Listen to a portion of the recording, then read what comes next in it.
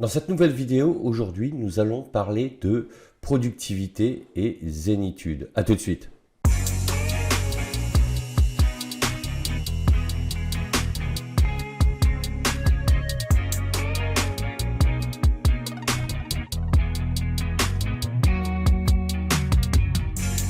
Le thème de la productivité est large et propose de nombreuses approches pour être efficace.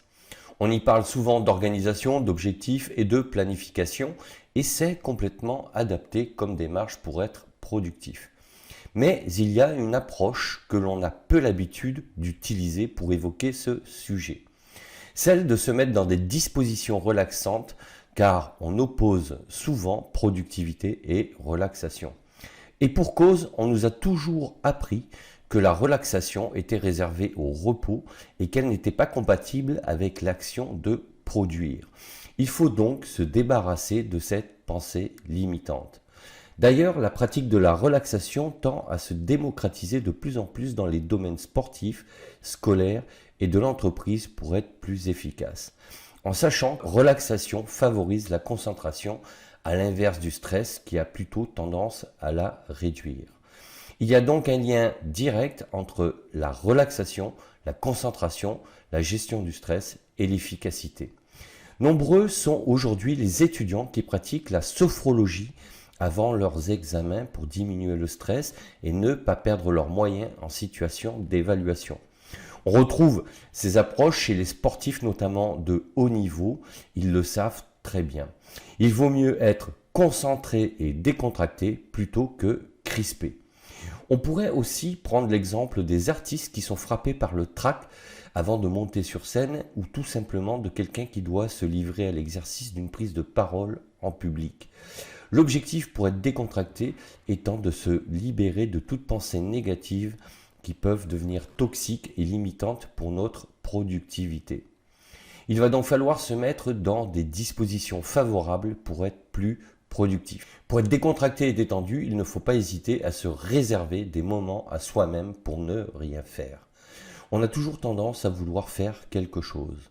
En même temps, il n'y a pas de règle. Si vous avez besoin de pratiquer une activité pour vous détendre, alors faites-le.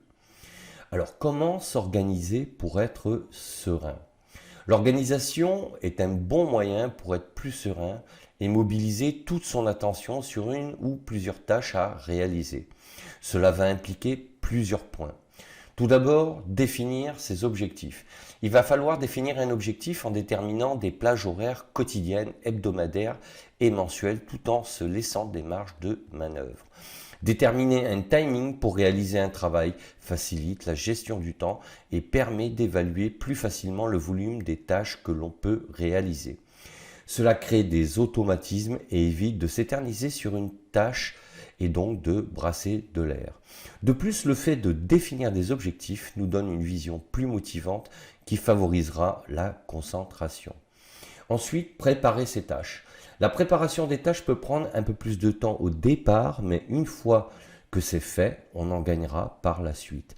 Cela consiste à aménager son poste de travail avec tous les outils nécessaires pour éviter d'être interrompu une fois lancé.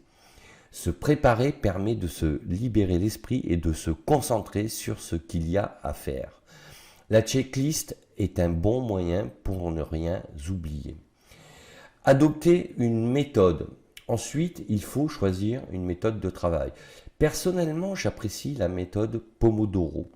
Ces séances sont équilibrées et assez longues pour être productif et rester concentré avec des pauses régulières. C'est idéal pour garder une certaine concentration sur des demi-journées ou une journée par exemple. De plus, rien n'empêche d'adapter la durée des séances en fonction de vos capacités de travail. En revanche, les pauses doivent être réellement respectées. Il faut éviter d'en profiter pour faire d'autres tâches annexes. C'est souvent le piège qui fait qu'on se retrouve aspiré au final sur d'autres tâches. Ensuite, réaliser les tâches. Une fois l'organisation posée, il faut passer à l'action pour réaliser les tâches en respectant le timing initialement déterminé. Ensuite, il va falloir mettre en place les habitudes. Plus on libère notre esprit sur ce qu'il y a à faire et plus on est décontracté. Quand l'organisation est en place et que tous vos outils sont opérationnels, on peut mettre en place des habitudes qui feront gagner du temps et en productivité. Les habitudes permettent de développer son autodiscipline. Il suffit de les mettre en place par étapes avec seulement quelques-unes au départ. Il vaut mieux en programmer un nombre limité au départ pour être sûr de les tenir. Inutile de s'en imposer trop au début si on ne doit pas les suivre par la suite. Les habitudes englobent aussi les moments personnels en dehors du travail. Il est important de s'aménager des périodes pour pratiquer sa ou ses passions ou une activité ou tout simplement passer du temps avec sa famille ou ses amis. L'erreur à éviter est de surcharger son planning. Les gens ont tendance à bien remplir leur journée ou leur week-end, souvent pour des raisons, des conventions sociales, car ne rien faire est mal vu et c'est culpabilisant. Mettre en place des habitudes ne signifie pas se charger la mule, comme on dit. Combien de personnes reprennent leur semaine en étant fatiguées le lundi ? Je vous laisse imaginer leur état de fatigue les autres jours. Si une habitude fait gagner du temps, pourquoi essayer de combler ce temps absolument ? Autant profiter de ce temps pour se relaxer ou faire autre chose qui nous ressource et recharge notre énergie. N'oubliez pas que les habitudes et l'efficacité sont à votre service et non l'inverse. Se tuer à la tâche n'est pas du tout efficace. Pensez-vous qu'un sportif va s'épuiser jusqu'à s'effondrer ? Au contraire, il va gérer son énergie pour être le plus efficace possible durant tout le match. Et même après leur séance d'entraînement, ils ont des périodes de repos imposées par l'encadrement. Voyons maintenant la décontraction. La décontraction n'est pas toujours intuitive et souvent assimilée à de la nonchalance perçue elle-même comme de la négligence. Alors que quelqu'un d'excité sera assimilé à quelqu'un de dynamique sans pour autant être plus productif. La décontraction n'est pas le comportement que l'on favorise dans nos éducations. Paradoxalement, beaucoup de gens doivent faire un travail sur eux-mêmes pour être moins rigides et plus souples pour moins stresser. Je me rappelle avoir fait une formation avec un collègue qui m'avait fait remarquer que j'avais une main dans la poche. J'avais 10 ans de plus que lui d'expérience dans la formation et lui avais proposé d'assister à un cours pour qu'il voie comment ça se passait. C'est dire comment les schémas culturels sont ancrés dans les esprits. Il se trouve que quelques jours après, j'ai participé à une convention internationale durant laquelle les conférenciers s'exprimaient avec les mains dans les poches. J'avais été rassuré. Et pourtant, la décontraction est presque un art de vivre qui a un impact positif sur la zénitude. Une personne zen se fait du bien et fait du bien aux autres. Elle transmet des énergies positives qui favorisent la productivité car l'ambiance est meilleure. Tout le monde est plus détendu. Mais pour être décontracté, il faut savoir faire preuve de lâcher prise et se détacher des choses futiles. Les personnes naturellement décontractées le savent bien, il ne sert à rien d'être contrarié pour un oui ou pour un non. Il n'est pas utile de donner plus d'importance que ça à des choses qui n'en valent pas la peine. Prendre du recul et de la distance avec les événements est un bon moyen pour rester serein. En ce sens, l'assertivité est une approche efficace. Dans votre planning, intégrez des moments pour vous faire plaisir comme une activité physique plusieurs fois par semaine. Si vous ne souhaitez pas pratiquer des activités qui demandent des efforts intenses, vous pouvez vous contenter de faire de la marche ou toute autre activité qui vous apaise comme la lecture ou le jardinage ou ne rien faire du tout. L'idée étant de vous sentir bien et reposé mentalement et physiquement. La pratique d'une activité permet d'éliminer le stress et vous rendra plus zen. Évidemment, l'activité ne doit pas devenir une contrainte. Si c'est le cas, n'hésitez pas à ne rien faire et vous reposer. Dites-vous une chose, si vous n'écoutez pas votre corps, il vous le rappellera en temps et en heure et ça sera sans appel. Se déculpabiliser. Pour adopter un comportement décontracté et zen, si ce n'est pas dans votre nature, il va falloir vous déculpabiliser et vous défaire de ce sentiment inconscient. Il va falloir vous autoriser à être décontracté.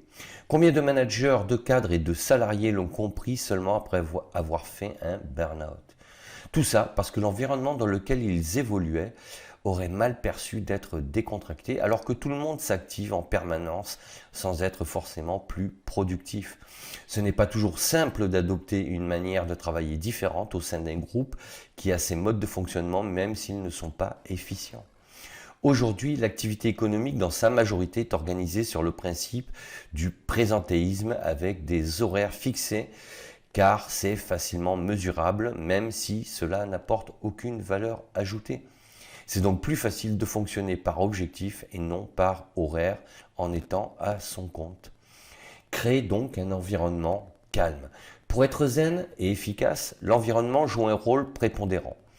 Si les locaux sont les premiers concernés, il s'agit aussi des comportements. Évidemment, on ne choisit pas toujours l'environnement de travail quand on a besoin de travailler pour des raisons alimentaires. Cela dit, c'est une question à se poser sur ce que vous voulez vraiment. Un environnement calme favorise la sérénité.